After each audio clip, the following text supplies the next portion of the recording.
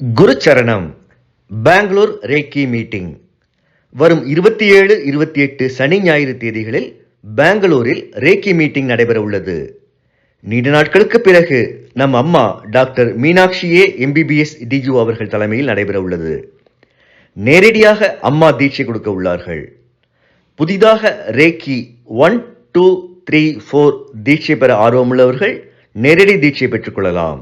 ஏற்கனவே அம்மாவிடம் தீட்சை பெற்றவர்களும் உயர் வகுப்புகளுக்கான தீட்சை பெற்று பயன்பெறலாம். ரேக்கி 1, 2, 3, 4 அமடைஸ், லாமாஃபரா, குவானிங், Panchapakshi, Kabbalah numerology, house cleansing, 100 new reiki mantras வகுப்புகளும் நேரடியாக நடைபெற உள்ளன. பல நாடுகளில் இருந்து பல்வேறு சக்தி வாய்ந்த பொருட்களின் கண்காட்சி மற்றும் விற்பனை நடைபெற்றுக் கொண்டிருக்கிறது.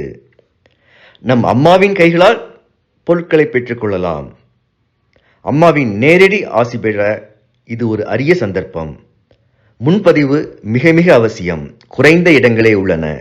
விவரங்களுக்கு 9845533655 மற்றும் 9341227211 எண்களில் தொடர்பு கொள்ளவும்.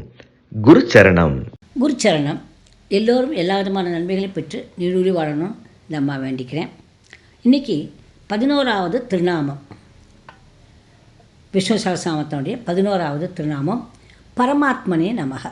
இது எப்படி வந்துச்சு அப்படின்னு கேட்குறாங்க. எப்படின்னா, சந்தனு மகாராஜா பீஷ்மருடைய அப்பா, அவர் தொட்டார்னா அவங்க எப்போ இளமையாக இருக்காங்கங்கிற ஒன்று, அதை விட அவங்க இறப்பு அவங்க கையில் தான் இருக்கும். நீங்கள் எப்போ நினைக்கிறீங்களோ அப்போ இறந்துக்கலாங்கிற ஒரு சக்தி அவர்கிட்ட கிடச்சிது.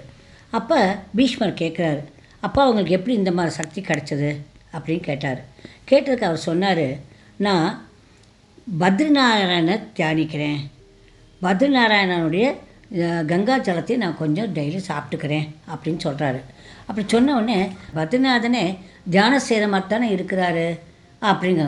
அப்போ இதே தான் கேட்டார் நாரதர், நீங்கள் யாரை நினச்சி தியானம் பண்ணுறீங்க அப்படின்னு கேட்டார்.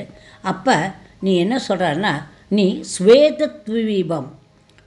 துவீபங்கிற தீவுக்கு போ, அங்கே என்ன பண்ணுறாங்கன்னு பாரு மக்கள் எல்லாம், அப்போ பார்த்தா அவனுக்கு புரிஞ்சிடும் அப்படின்னு சொல்கிறாப்புல.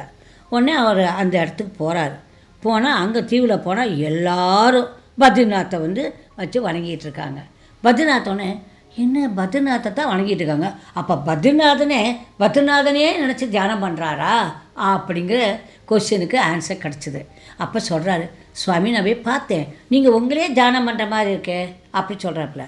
ஆமாம், எனக்கு ஆத்மாவோடு இது பண்ணுறதுக்கு யாரும் கிடையாது இல்லையா, அதனால் நான் என்னை நானே தியானிச்சுக்கிறேன் அப்படின்னு சொல்கிறாப்புல.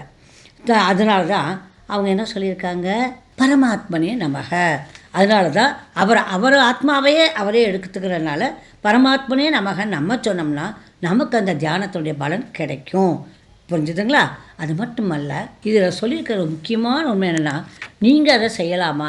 சில சமயம் நமக்கு உடம்பு முடியலன்னா நம்மளை எப்படி பார்க்கணுங்கிறத நான் பேசுகிறேன், நிறையா பேசுகிறேன், நீங்கள் கேட்கலாம். நம்மளே தியானிக்கணும். நம்ம உடம்பையே ஒன்றுனா பார்த்துட்டு நீங்கள் உங்களே தியானிக்கிறப்ப நீங்கள் நல்லாயிருவீங்க. இது ஒரு பெரிய உண்மை. இதுக்கு நிறைய சயின்டிஸ்ட் சொல்லியிருக்காங்க. All the best. I love you all my lovely children. Good luck.